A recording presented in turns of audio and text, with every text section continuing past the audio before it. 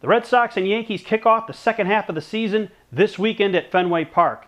And I'll tell you what to look for from these two teams, both in this three-game series and for the rest of the season. So we're past the All-Star game. It's now post-All-Star break, the unofficial quote-unquote second half of the season, even though most teams have played more than 81 games this year.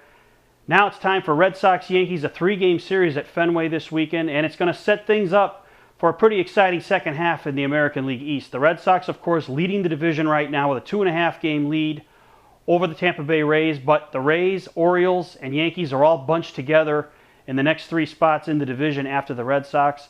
So this is a big series for the Yankees, and they come into Fenway, of course, not at full strength. There's some question as to whether we're going to see Derek Jeter this weekend. We're definitely not going to see Curtis Granderson or Alex Rodriguez. So the Yankees are coming in beat up, and the Red Sox are coming in confident.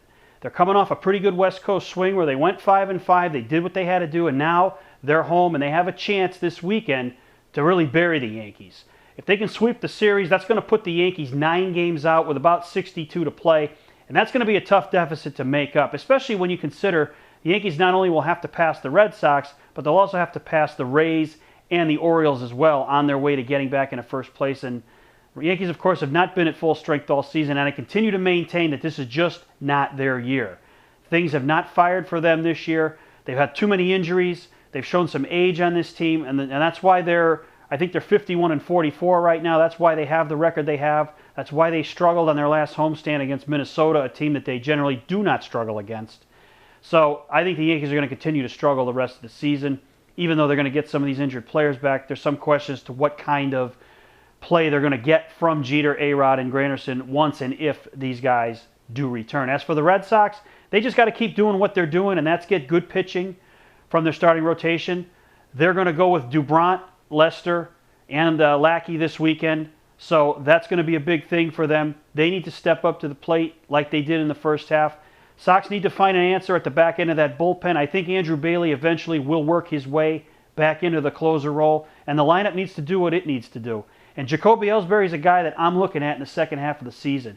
He's starting to get really hot. His agent, Scott Boras, has said he's finally fully over that shoulder injury that he suffered last year, and he expects Ellsbury in a contract year to take off in the second half.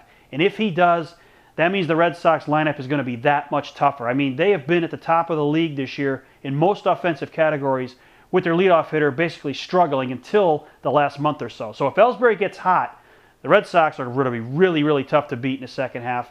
I think the Sox will be able to hold on. It's going to be a tough division fight to the end, but I think if they can straighten out their closer situation and they can get Clay Buchholz back, and right now that's a big if because this guy has not been healthy since the first 2 months of the season, I think the Sox will be able to hold on. But it all kicks off this weekend at Fenway. It should be an exciting three-game series.